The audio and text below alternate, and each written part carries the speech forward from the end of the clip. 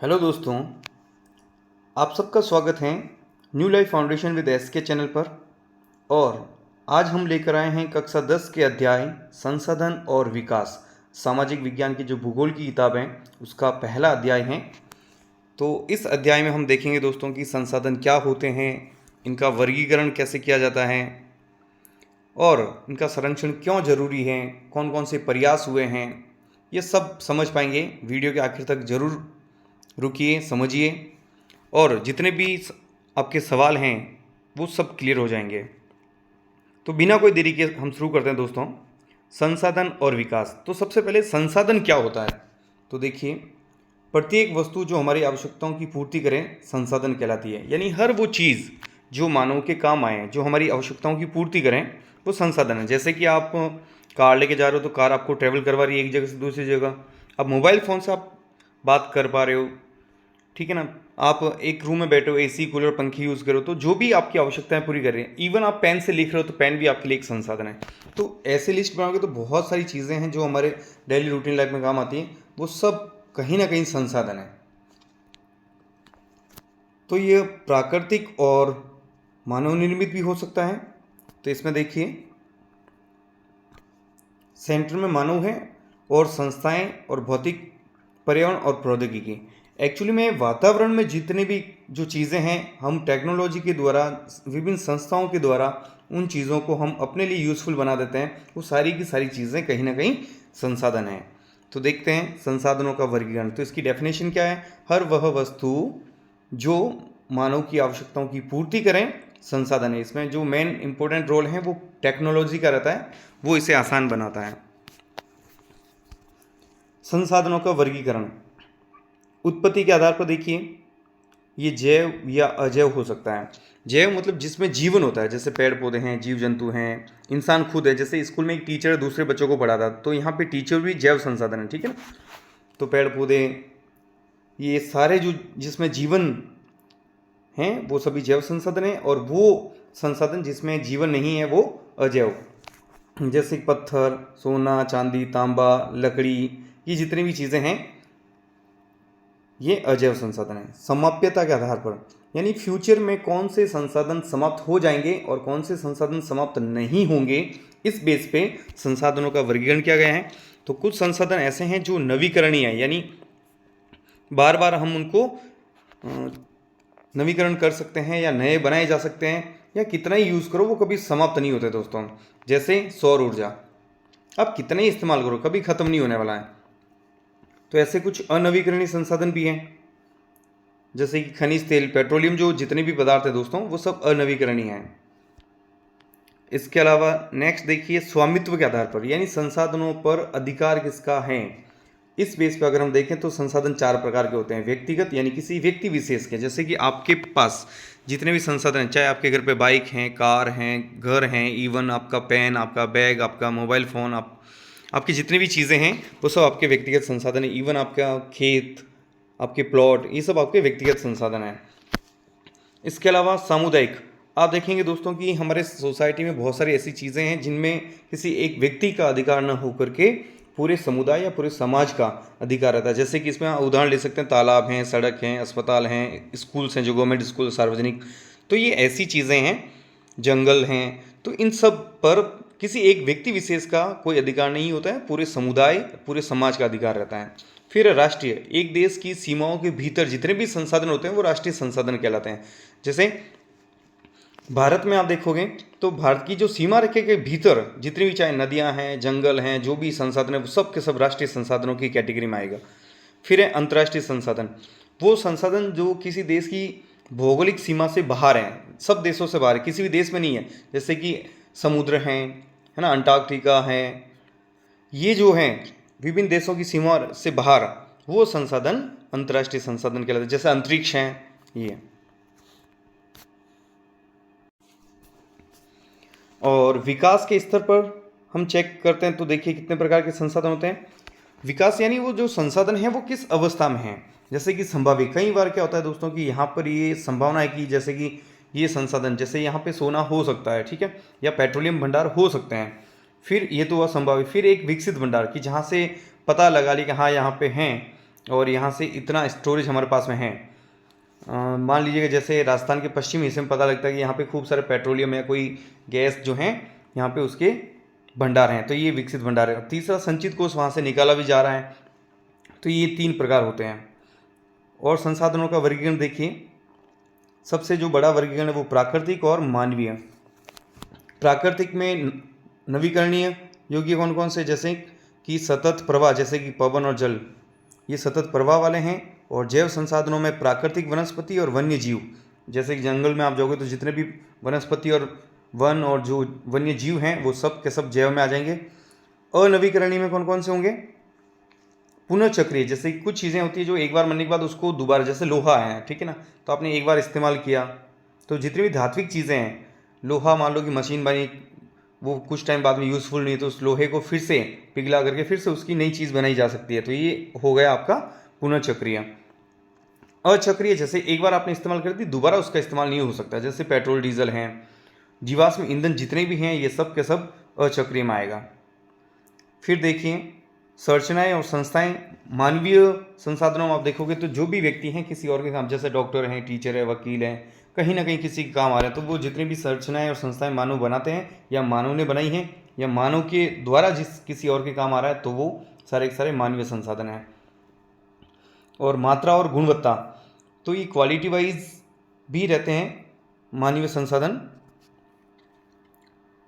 Next है संसाधनों का विकास। अब देखिए दोस्तों कि संसाधन तो आपको समझ आएगा, इसकी फिर से मैं कह रहा हूँ कि एक नॉर्मल डेफिनेशन है, वो याद रखिएगा। संसाधन हर वह वस्तु जो मनुष्य के लिए काम आए वो संसाधन है। अब यहाँ पे बात ये कि संसाधनों का विकास करना चाहिए, तो क्यों करना चाहिए, देखिए संसाधन मनुष्य जीवन यापन के लिए अति आवश्यक है, कि इनके बिना आज के दौर में बहुत ही नामुमकिन कहेंगे हम जीवन यापन करना। इसीलिए जब तक मनुष्य को एक अच्छा जीवन जीना है तो उन्हें संसाधनों का विकास भी करना पड़ेगा। तो क्यों जरूरी, देखिए जीवन की गुणवत्ता हेतु महत्वपूर्ण, अगर हमें अच्छी क्वालिटी वाली लाइफ जीनी है तो संसाधनों के साथ ही संभव है, और संसाधनों की अगर ज़रूरत है तो हम उनको डेवलप करना ही पड़ेगा। लेकिन मानव द्वारा अति दोहन के कारण ये समस्याएं उत्पन्न हो गई है। तो क्या क्या कारण है जिसकी वजह से हमें संसाधनों का विकास करना पड़ेगा, कि एक तो अति दोहन के कारण संसाधनों का ह्रास हो रहा है, दिन ब दिन संसाधन जो हैं या तो खत्म हो रहे हैं या कहीं ना कहीं उनका दुरुपयोग हो रहा है, जिससे निकट भविष्य में वो समाप्त होने की कगार पे पहुंच गए हैं। जैसे एक उदाहरण के द्वारा लेते हैं दोस्तों, पानी, वैसे इतनी प्रचुर मात्रा में धरती पर पानी है, लेकिन या तो वो खारा है या फिर जो शुद्ध जल है वो भी इंसान ने कहीं ना कहीं उसे प्रदूषित कर दिया है। तो इस तरीके से शुद्ध पानी आज उसको बचाना बहुत ज़रूरी है। तो संसाधनों का जो ह्रास हो रहा है, पतन हो रहा है, उसको बचाना ज़रूरी है। संसाधनों का उपयोग अधिकांश अमीरों द्वारा होता है, यानी जो समाज का एक बड़ा वर्ग है या एक कहता है ना, एक पंक्ति का जो अंतिम व्यक्ति है उस तक वो संसाधनों का हिस्सा नहीं पहुंच पाता है। इस वजह से भी संसाधनों का विकास करना जरूरी है। और तीसरा है पारिस्थितिकी संकट। आजकल विकास के नाम पे बहुत सारे संसाधनों, जैसे जंगल के जंगल उजाड़े जा रहे हैं, खनन इतनी बुरी तरीके से किया जाता है कि उसके आसपास रहने वाले लोग नॉर्मल लाइफ भी नहीं जी सकते हैं। उसके जो दुष्परिणाम हैं वो कोई और भुगतता है। तो पारिस्थितिक संकट, जैसे कि वन्य जीव पूरे के पूरे खत्म हो जाते हैं, बहुत सारी प्रजातियां लुप्त हो गई है, ये सब इंसानी विकास का नतीजा है। तो हमें विकास तो करना है, लेकिन संसाधनों का विकास करना है, संसाधनों को बचाना भी है। तो इससे क्या होता है, देखिए ग्लोबल वार्मिंग, ओजोन परत में छेद, पर्यावरण प्रदूषण और भूमि निम्नीकरण, ये सारे के सारे दुष्परिणाम हमें कहीं ना कहीं संसाधनों का जो अति दोहन है उसकी वजह से ये चीज़ें हो रही हैं। अब है मानव जीवन की गुणवत्ता और विश्व शांति बनाए रखने के लिए संसाधनों का समाज में न्याय संगत बंटवारा आवश्यक है। यानी संसाधन जो हैं उस पर प्रत्येक व्यक्ति का हक है, प्रत्येक इंसान का हक है, क्योंकि ये देखिए कोई लेके नहीं है, ये प्राकृतिक संसाधन है, प्रकृति ने ईश्वर के द्वारा एक तरीके से उपहार हैं जो प्रकृति हमें दे रही है, और ये प्रत्येक मानव के लिए हैं। नहीं तो पृथ्वी का जो भविष्य है वो खतरे में पड़ जाएगा। और क्योंकि कुछ ही लोग इसका इस्तेमाल करेंगे और अति दोहन करेंगे तो बाकी जो हैं समाज में अराजकता भी बढ़ेगी और कहीं ना कहीं पारिस्थितिकी असंतुलन भी बढ़ेगा। जैसे जंगल है तो आजकल पूरे जंगल जो है इंसानों को लग रहा है कि सिर्फ हमारे लिए है। जो वन्य जीव जंगलों में है उनका जो आवास है वो भी सुरक्षित नहीं है, वो आराम से रह भी नहीं पाते हैं। फिर देखिए सतत पोषणीय विकास, विकास पर्यावरण को नुकसान पहुंचाए बिना हो। तो अब ये लेखक का एक बात है कि सतत पोषणीय विकास, तो क्या विकास करना बंद कर दें? नहीं दोस्तों, हमें विकास करना है। इसको सतत पोषणीय विकास या धारणीय विकास बोल सकते हैं, सस्टेनेबल डेवलपमेंट। तो सतत पोषणीय विकास मतलब विकास तो करना है, लेकिन पर्यावरण को नुकसान पहुंचाए बगैर हो, प्रकृति को नुकसान पहुंचाए बगैर हो, और ऐसा विकास हो ताकि फ्यूचर में भी जो आने वाली पीढ़ियां हैं उनका भी ध्यान रखा जाए, उनके लिए भी संसाधन रखे जाएं। जैसे मान लो आज से 1000 साल पहले अगर लोग पेट्रोल डीजल का इस्तेमाल करना शुरू कर देते और 15वीं-16वीं शताब्दी या हमसे ठीक पहले 19वीं-20वीं शताब्दी में मान लो पेट्रोल डीजल खत्म हो जाता, तो हम तो सिर्फ किताबों में पढ़ते कि पेट्रोल ऐसा होता था, डीजल ऐसा होता था। तो सोचिए, संसाधन तो प्रकृति ने दिया, लेकिन बीच में एक दौर ऐसा आता कि अंधाधुंध दोहन की वजह से कुछ लोगों ने उसका इस्तेमाल कर लिया। तो ये चीज़ें हैं, तो भावी पीढ़ियों का भी ध्यान रखा जाए। इसी सतत पोषणीय विकास के लिए एक प्रयास हुआ था दोस्तों। पूरी दुनिया के जो देश हैं, अधिकतर देश, वो इकट्ठे हुए, 100 से ज़्यादा देशों ने भाग लिया। जगह का नाम है रियो डी जेनेरियो। ये ब्राज़ील का एक शहर है दोस्तों, ठीक है। जून 1992 में यहाँ पे 100 से अधिक देश इकट्ठे हुए। स्थान है रियो, ब्राज़ील में, ठीक है। 100 से अधिक देश आए थे। ये प्रथम अंतर्राष्ट्रीय पृथ्वी सम्मेलन है, यानी पृथ्वी को बचाने के लिए सारे देश इकट्ठे हुए। उन्हें आवश्यकता महसूस हुई कि जिस तरह हम विकास के रास्ते पे आगे बढ़ रहे हैं, वो विकास नहीं, वो विनाश है, और हम पृथ्वी को नहीं बचा पाएंगे। और जब पृथ्वी को नहीं बचा पाएंगे तो ये कौन सा विकास है, किसका विकास है। तो इसका उद्देश्य क्या था दोस्तों? तो इसका उद्देश्य है पर्यावरण संरक्षण, यानी पर्यावरण को सुरक्षित रखना, यानी पेड़ पौधों की कटाई हो लेकिन तरीके से हो, नए पेड़ पौधे लगाना, जंगलों को नहीं उजाड़ना, सामाजिक आर्थिक विकास की समस्याओं का हल ढूंढना है। यानी जो विकास है उसका नतीजा, उसका परिणाम या उसका जो प्रतिफल है वो कुछ ही लोगों तक नहीं पहुँचे, आम लोगों तक भी उसकी पहुँच हो। तो यहाँ पे एक घोषणा पत्र पे साइन हुए थे, और उस घोषणा पत्र में 2 चीज़ों के ऊपर ध्यान दिया गया। जैव विविधता, यानी जो जीवन की विविधता है, जैसे जंगल हैं, वन्य जीव है, उन सब का जीवन हमारे लिए ज़रूरी है। अगर हम सोचें, एक बार कल्पना कीजिए दोस्तों, इस पृथ्वी पर कोई भी मनुष्य के अलावा कोई अन्य जीव नहीं रहेगा जिस दिन, तो ये शायद यहाँ पे आप गलतफहमी में मत रहिए, मनुष्य रह ही नहीं सकता फिर। आजकल देखिए, कीट पतंगे, मधुमक्खियाँ, ये सारी विलुप्त होती प्रजातियाँ हैं, और जितनी ये ज़्यादा विलुप्त हो जाएगी, मधुमक्खियाँ अगर विलुप्त हो गई तो जो फूलों में जो पराग है, जितने भी सब्जियाँ हैं, फ्रूट्स हैं, वो फिर अपने नेचुरल तरीके से पक ही नहीं सकते कभी। तो कितना ये घातक दुष्परिणाम की तरफ हम बढ़ रहे हैं। इसलिए जैव विविधता बना के रखना है। और जलवायु परिवर्तन, जलवायु होती है हर एक स्थान विशेष की कुछ, जैसे कि फिक्स वर्षा होती है, वहाँ पे बारिश का मौसम आता है, बारिश कितनी होती है, हवाएं कितनी चलती है, नमी, ये सब जो है एक औसत जलवायु कह सकते हैं मौसम को, वो कैसा रहता है। तो हमारे इस विकास की वजह से हम जो अंधाधुंध तरीके से विकास करें, उसका परिणाम ये होता है कि जो नेचुरल जो जलवायु है वो चेंज हो जाती है। इसको बोलते हैं जलवायु परिवर्तन होना, यानी औसत तापमान जो है कम ज़्यादा हो जाना, या जब बारिश के मौसम में बारिश नहीं होना, सर्दियों का मौसम बहुत ज़्यादा, या तो सर्दी कम पड़ना या बहुत ज़्यादा पड़ना, ये जो है गर्मियों में बहुत ज़्यादा गर्मी पड़ना, ये सब जलवायु परिवर्तन के संकेत हैं। तो यहाँ पे इन दोनों बातों पे सहमति बनी कि जैव विविधता को सुरक्षित रखना, जलवायु परिवर्तन को भी ठीक करना है। फिर है भूमंडलीय वन सिद्धांतों पर सहमति, क्योंकि पर्यावरण को बचाना है तो भूमंडलीय वनों को बचाना जरूरी है। भूमंडलीय वन मीन्स जो विषुवत रेखा है उसके आसपास के जो वन हैं, 23.5 डिग्री उत्तरी अक्षांश, 23.5 डिग्री दक्षिणी अक्षांश, इसके बीच में जितने भी वन हैं उन पर, क्योंकि पृथ्वी के केंद्र में है ये, तो इनको बचाने पर सहमति है। और 21वीं शताब्दी में सतत पोषणीय विकास हेतु एजेंडा 21 को स्वीकृति प्रदान की। अब देखिए एजेंडा 21 क्या है, ये भी हम देखेंगे। तो कुल मिला के यहाँ पे एक बात निकल गई कि हमें विकास करना, लेकिन कैसा विकास करना है? सतत पोषणीय विकास, यानी विकास करना है, कंटिन्यू करना है, लेकिन विकास के साथ साथ हमें वापस अच्छी चीज़ें भी करनी है, ताकि विकास भी होता रहे और विनाश भी नहीं हो। और एक चीज़ है, ये एजेंडा 21 को मान्यता प्रदान की थी कि हमें एजेंडा 21 पे काम करना। तो एक्चुअली में एजेंडा 21 क्या है फिर? तो यहाँ पे देखिएगा, एजेंडा 21 जून 1992, ब्राज़ील का शहर कौन सा है? रियो शहर। तो साल 1992, शहर रियो शहर। कितने देशों ने भाग लिया? 100 से ज़्यादा देशों ने। उनका उद्देश्य क्या था? भूमंडलीय सतत पोषणीय विकास हासिल करना, यानी धारणीय विकास को हासिल करना। तो इसकी जो एक कुल मिला के बात है कि एक कार्यसूची तैयार की गई कि हमें काम क्या क्या करना है। तो एजेंडा 21 में जो है समान हितों पर काम करना, यानी सबके कॉमन हमारे जो इंटरेस्ट है वो कौन कौन से हैं, जिस पे सारे लोग सहमत हो जाएंगे। हमारी पारस्परिक आवश्यकताएं कौन कौन सी वो पता करें। यानी ऐसा नहीं कि केवल भारत के लोगों को ध्यान रखें, केवल अमेरिका के लोगों को ध्यान रखें, केवल उत्तरी गोलार्ध के लोगों को ध्यान रखें, केवल इंसानों को ध्यान रखें, नहीं। पारस्परिक आवश्यकता मतलब हम प्रकृति में रह रहे हैं, हम एक दूसरे की आवश्यकता हैं, और जब हमारी आवश्यकता है तो हमारी जिम्मेदारियां भी सम्मिलित होनी चाहिए। ये सब काम करके पर्यावरण क्षति को कम करना, गरीबी और रोगों से निपटना, कुल मिला के जो जितनी भी समस्या है उनका सामना करना, तो ये जो लक्ष्य तय किए गए ये 21वीं शताब्दी के लक्ष्य हैं। इसे ही एजेंडा 21 यानी 21वीं शताब्दी में हमें ये काम करने हैं। कौन कौन से काम करने हैं? समान हितों को, पारस्परिक आवश्यकताओं को और सम्मिलित जिम्मेदारियां निभाते हुए कार्य करने हैं। जैव विविधता और जलवायु परिवर्तन को बचाना, कुल मिला के। तो इसे जो 21वीं शताब्दी की जो ये कार्य सूची है दोस्तों, इसी को एजेंडा 21 कहते हैं। और इससे क्या होगा? एजेंडा 21 करके हम कौन सी चीज़ें हासिल करना चाहते हैं? पर्यावरण की जो क्षति है उसे दूर करना, गरीबी को दूर करना, और जो बीमारियां हैं उनसे, उन रोगों से लड़ने की क्षमता लोगों को देना। अब अगला प्रश्न है कि संसाधन नियोजन। संसाधन नियोजन क्या होता है दोस्तों? संसाधन तो आपको समझ में आ गया होगा कि संसाधन मतलब हर वह वस्तु, मीन्स इवन आप कलम से लिख रहे हो तो कलम भी आपके लिए एक संसाधन है। आप खाना खा रहे हो तो ये आपके पेट की जो है भूख मिटा रही, तो वो भोजन आपके लिए संसाधन है।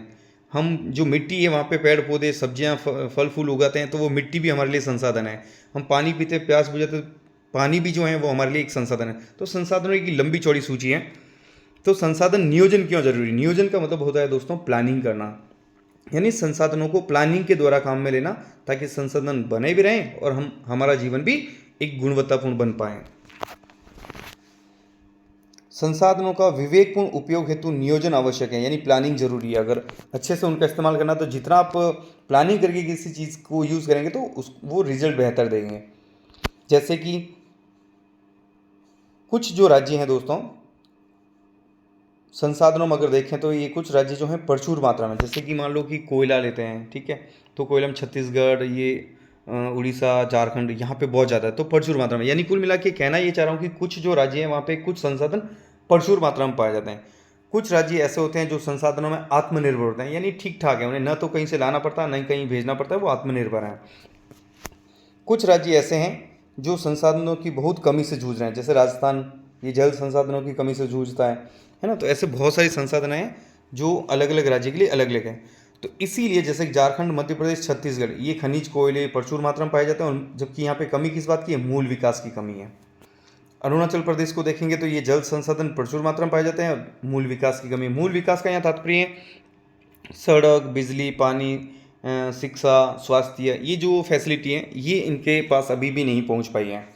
राजस्थान है तो यहाँ पे देखिए सौर ऊर्जा, पवन ऊर्जा प्रचुर मात्रा में, लेकिन जल संसाधनों की कमी है। इसीलिए क्या होता है, कुछ राज्यों में बहुत ज़्यादा संसाधन है, कुछ जगह बिल्कुल नहीं है। तो इसीलिए हमें संसाधन नियोजन करना आवश्यक है, इसीलिए इनकी प्लानिंग करना जरूरी है, ताकि जहाँ नहीं है इन संसाधनों का उपयोग वहाँ पर भी हो सके। तो अब बात करते हैं भारत में संसाधन नियोजन। तो संसाधन नियोजन करने के लिए हमें करना क्या पड़ेगा? संसाधन नियोजन करने के लिए सबसे पहले तो संसाधनों का अनुमान लगाना पड़ेगा। आपको गैस करना पड़ेगा कि कितनी चीज़ें यहाँ पे हैं। जैसे मान लो कि आपको कोयला पता करना है कि भारत में कोयले की मांग कितनी है, तो सबसे पहले तो कोयला है कितना अपने पास, ज़मीन के नीचे कितना जो कोयला हो सकता है उसका अनुमान लगाना। तो सबसे पहला जो सोपान होता है, पहला स्टेप जो होता है संसाधनों के बारे में, उसका अनुमान लगाना। दूसरा है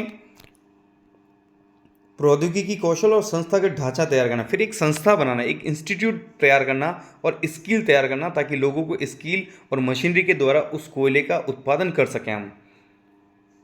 और तीसरा, विकास योजना में समन्वय स्थापित करना, ताकि जो हम विकास, जिस रास्ते पर हम चल रहे हैं, उस विकास में ये संसाधन किस तरह हम अपना बेहतरीन सहयोग प्रदान कर सकते हैं। तो ये 3 स्टेप है दोस्तों। भारत में संसाधन विकास लोगों के मुख्यतः संसाधनों की उपलब्धता पर ही आधारित नहीं था, बल्कि इसमें प्रौद्योगिकी, मानव संसाधन की गुणवत्ता और ऐतिहासिक अनुभव का भी योगदान रहा है। यानी जो संसाधन विकास की हम बात करते हो तो 3 चीज़ें हैं दोस्तों। कौन कौन सी वो 3 चीज़ें हैं भारत में अगर बात करें तो उसमें देखिए प्रौद्योगिकी और मानव संसाधन की गुणवत्ता, यानी उसकी क्वालिटी क्या है, यानी इंसान कितने ट्रेंड है उस संसाधनों को टेक्नोलॉजी के द्वारा इस्तेमाल करने के लिए। मान लो हमारे भारत के बहुत सारे जो हैं ऐसे यूरेनियम के भंडार है, लेकिन हमारे पास टेक्नोलॉजी नहीं है, हमारे पास वो मैन पावर नहीं, जो ट्रेंड है पूरी तरह उसका यूज़ कैसे करना है, उसका यूटिलाइज कैसे करना है, तो फिर उसका कोई मतलब नहीं रहेगा। इसके साथ साथ हमारे ऐतिहासिक अनुभव कैसा रहा है, यानी इतिहास में हमने क्या सीखा है, पुरानी गलतियों से हमने क्या सीखा है, या जो खोज हुई है उसको हम कहाँ तक आगे लेके गए, ये सब जो है वो संसाधन विकास में हेल्प करते हैं। तो जब से हमारा देश आज़ाद हुआ दोस्तों, 5-5 साल की योजना बनाई गई जिसको बोलते हैं पंचवर्षीय योजना। तो हमारा देश जैसे ही आज़ाद हुआ 1951 से 1956 पहली पंचवर्षीय योजना थी। तो प्रथम पंचवर्षीय योजना से ही भारत में संसाधन नियोजन किया जा रहा है। तो शुरू से ही जब से देश आज़ाद हुआ है संसाधन नियोजन हमारे यहाँ पे चल रहा है। अब बात है संसाधनों का संरक्षण। बात यह है कि संसाधनों का संरक्षण क्यों आवश्यक है, क्यों करना चाहिए संसाधनों का। तो एक बार फिर से वही कारण ये है कि हमने मानव ने क्या किया है, विवेकहीन उपयोग किया है, यानी अंधाधुंध प्रयोग किया है। इसका एक उदाहरण बताता हूँ दोस्तों। मान लो एक इंसान है, मान लो, और वो घर पे स्नान करता तो डेली 1 या 2 बाल्टी से आराम से कर लेगा। लेकिन उसी इंसान को आप नदी के किनारे बैठा दो और एक बाल्टी दे दो, एक जग दो, वो सबसे पहले पता है क्या करेगा, वो जग एक साइड में रखेगा और बाल्टी से निकाल के अपने ऊपर डालेगा। या तो नदी में जाएगा या फिर अगर किनारे पे बैठ के भी नहा रहा है तो वो क्या करेगा, अपने ऊपर सीधी एक एक जग से नहीं डालेगा, सीधी बाल्टी से डालेगा। इसका मतलब क्या हुआ, जब इंसान को बहुत ज़्यादा संसाधन मिलते हैं तो वो उसका क्या करता है, दुरुपयोग करता है। तो ये विवेकहीन उपयोग और अति उपयोग, बहुत ज़्यादा उपयोग करना भी उसका ये नुकसान देता है। तो दोनों ही चीज़ों से क्या होता है, सामाजिक, आर्थिक और पर्यावरणीय समस्याएं उत्पन्न हो जाती है। सामाजिक का मतलब है समाज में एक हिस्सा होता है जो संसाधनों का बहुत ज़्यादा इस्तेमाल करता है, और एक तबका ऐसा भी है जो इन मूलभूत संसाधनों की कमी से भी जूझता है। आप जो बड़े बड़े शहर है दोस्तों, वहाँ जाके आप देख सकते हैं समाज का एक तबका जो एक बड़े फ्लैट, बड़े विला में रहते हैं, और एक तरफ शहर की जो सड़कें होती है उसके किनारे झुग्गी झोंपड़पट्टियों में आप देख सकते हो कि झोंपड़ियाँ लगा लगा के लोग रहते हैं, और उनके लिए पीने के लिए शुद्ध पेयजल भी नहीं है। ये सामाजिक असमानता जो है वो संसाधनों का अविवेकपूर्ण उपयोग की वजह से है, और यही आर्थिक कारण है। और इसका पर्यावरण पर भी प्रतिकूल असर पड़ता है, जैसे विकास के नाम पे पेड़ों को काटना, जंगलों को साफ करना, वहाँ उद्योग लगाना, ठीक है ना, और मनुष्य की जहाँ जहाँ पहुँच हुई है वहाँ पे विकास कम और विनाश ज़्यादा हुआ है। तो ये सब बातें, इसीलिए हमें संसाधनों का संरक्षण करना आवश्यक है। अब क्या संसाधनों का संरक्षण हम अभी से करना स्टार्ट कर रहे हैं या प्राचीन काल से होता रहा है? तो दोस्तों इसका मैं एक एग्जांपल दे रहा हूँ। ऐसा नहीं है कि अभी से हो रहा है, प्राचीन काल से संसाधनों का संरक्षण होता रहा है। हमारे जो जितने भी पूर्वज रहे हैं, महापुरुष हुए हैं, उन्होंने समय समय पर अलग अलग तरीकों से संसाधनों के संरक्षण का मैसेज दिया है। जैसे देखो, वन संसाधनों को बचाने के लिए बरगद को, तुलसी को, नीम को और पीपल को, इनको पवित्र बताया गया है कि इनको नहीं काटें आप, है ना। तो कहीं ना कहीं ये, और ऐसे ही कुछ जानवरों को भी देवताओं से जोड़ा गया है, नदी को देवता कहा गया है ना। तो एक तरीके से कहीं ना कहीं देवी देवताओं, परंपराओं और रीति रिवाजों से जोड़ करके संसाधनों का संरक्षण करने का संदेश प्राचीन काल से दिया जा रहा है। तो ये हमारा संस्कृति का हिस्सा रहा है। गांधी जी ने एक कथन कहा है दोस्तों कि हमारे पास हर व्यक्ति की आवश्यकता की पूर्ति के लिए तो बहुत कुछ है, बहुत अच्छी बात है कि हर व्यक्ति की आवश्यकता की पूर्ति हो सकती है, लेकिन किसी के लालच की संतुष्टि के लिए नहीं। यानी आप किसी के लालच को पूरा नहीं कर सकते हो। आप किसी की आवश्यकता को तो पूरा कर सकते हो, लेकिन किसी के लालच को आप पूरा नहीं कर सकते हो। अर्थात हमारे पास पेट भरने के लिए तो बहुत कुछ है, लेकिन पेटी भरने के लिए नहीं।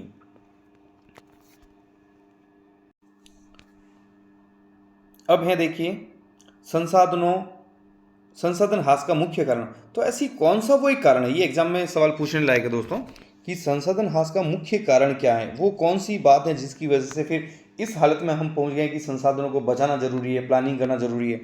तो मुख्य कारण है लालची और स्वार्थी तथा आधुनिक प्रौद्योगिकी। तो ये लालची और स्वार्थी जो प्रवृत्ति है मनुष्य की, वो, और एक हमारी और प्रवृत्ति है आधुनिक टेक्नोलॉजी, जो जिसकी प्रकृति है कि वो शोषणात्मक प्रवृत्ति रहती है, वो इसका मूल कारण है।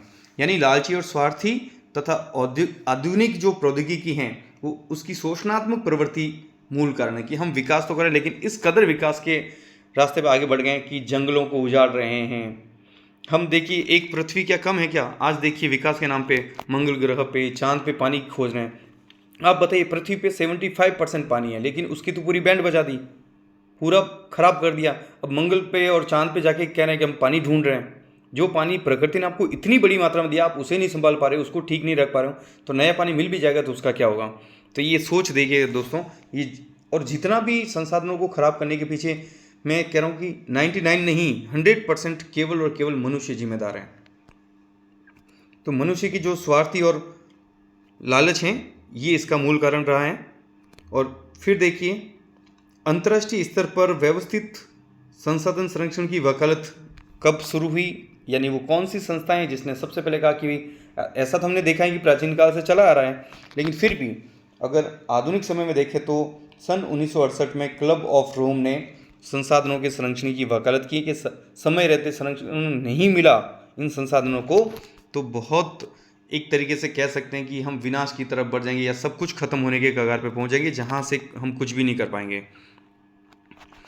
फिर एक किताब आती है दोस्तों सन 1974 में, सुमेसर द्वारा लिखित है। इस किताब का नाम है स्मॉल इज़ ब्यूटीफुल। ये बोर्ड में भी पूछा गया है, क्लब ऑफ रोम भी पूछा गया है। तो स्मॉल इज़ ब्यूटीफुल पुस्तक के लेखक कौन है? सुमेसर, 1974 में। इस किताब में भी जो है संसाधनों को बचाने की बात और उनके तरीके, उनको डिटेल से चीज़ें डिस्कस की गई है कुल मिला के। यानी इस किताब ने 1974 में ही जो आज हम पढ़ रहे हैं लगभग 50-52 साल बाद में, तो ये चीज़ें आज से 50 साल पहले लेखक ने ध्यान दिलाया। इसके अलावा गांधी जी ने भारत में जो राष्ट्रीय आंदोलन है उसके साथ साथ सांस्कृतिक मूल्यों के साथ और हमारी संस्कृति के माध्यम से उनके बातों में संसाधनों की तरफ भी ध्यान दिया गया था। इसके अलावा सन 1987 में वुडलैंड की जो आयोग था उसकी रिपोर्ट में भी इन चीज़ों का उल्लेख है।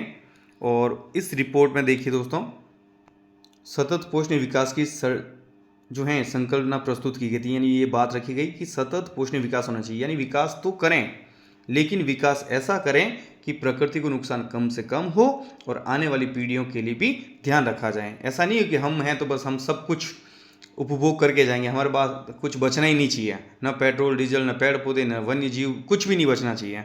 ये अगर प्रवृत्ति मनुष्य की रहेगी, और आजकल यही देखते हैं इंसान, यही सोच रहे थे कि हमें क्या करना है, बस हम हैं जब तक ठीक रहें, तो ऐसा नहीं है। और इसकी जो रिपोर्ट का जो शीर्षक था हमारा साझा भविष्य, ये सवाल भी पूछा गया है। वुडलैंड की रिपोर्ट का शीर्षक क्या था? हमारा साझा भविष्य, अवर कॉमन फ्यूचर, ठीक है।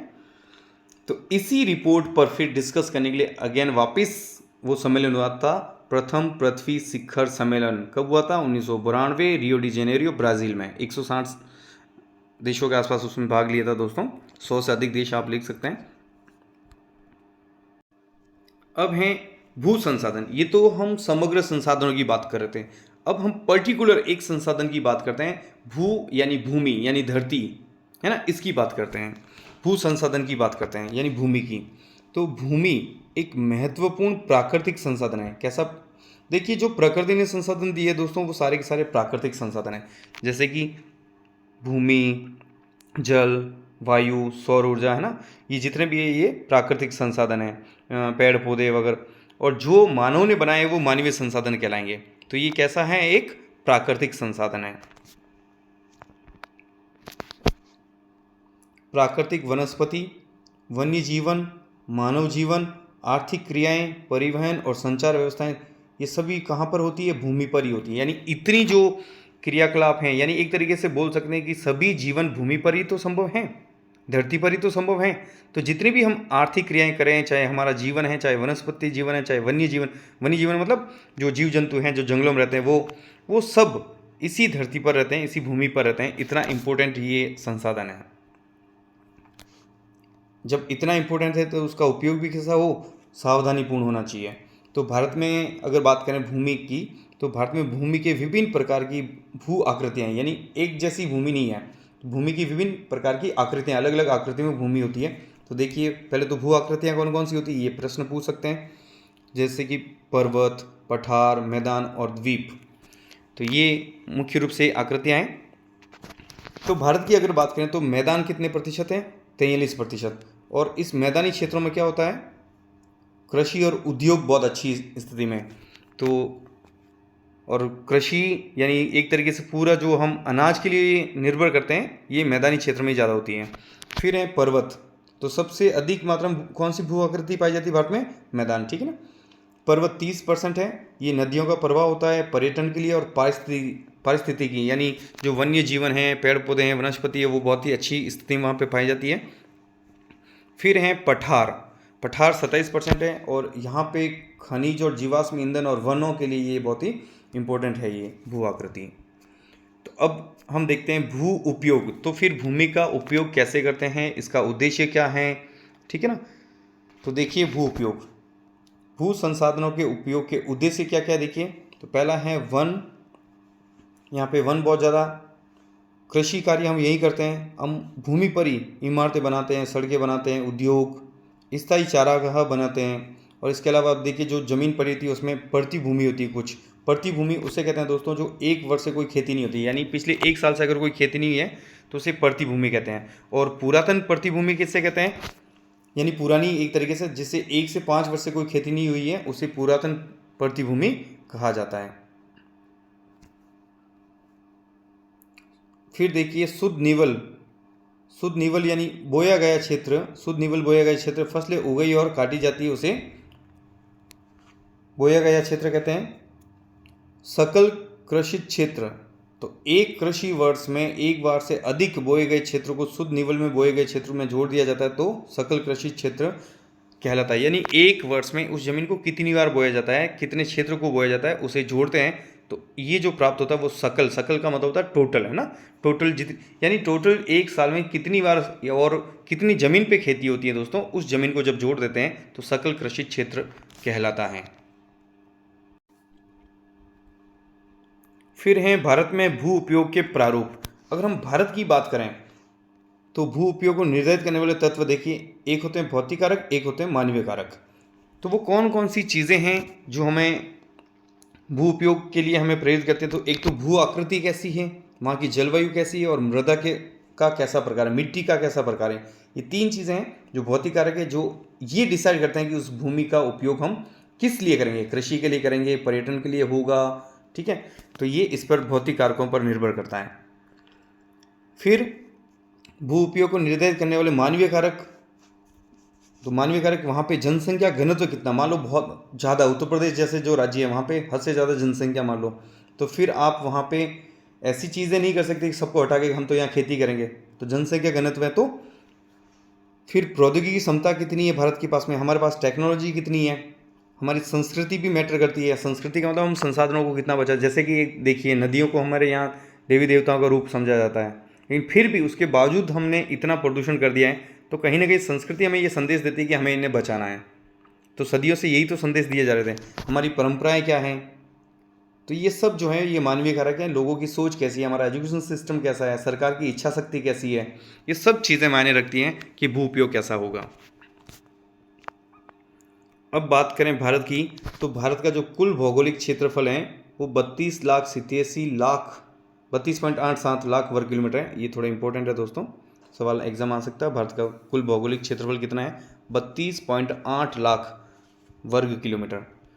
तो इसका जो ये 32.87 लाख वर्ग किलोमीटर, इसका 93% भाग ही भू उपयोग के आंकड़े उपलब्ध हैं। यानी जो आंकड़े उपलब्ध हैं वो 93% जमीन के ही हैं। भारत के कुल सूचित क्षेत्रफल के लगभग जो हमें सूचना मिलती है उसका 54% हिस्से पर ही खेती हो सकती है।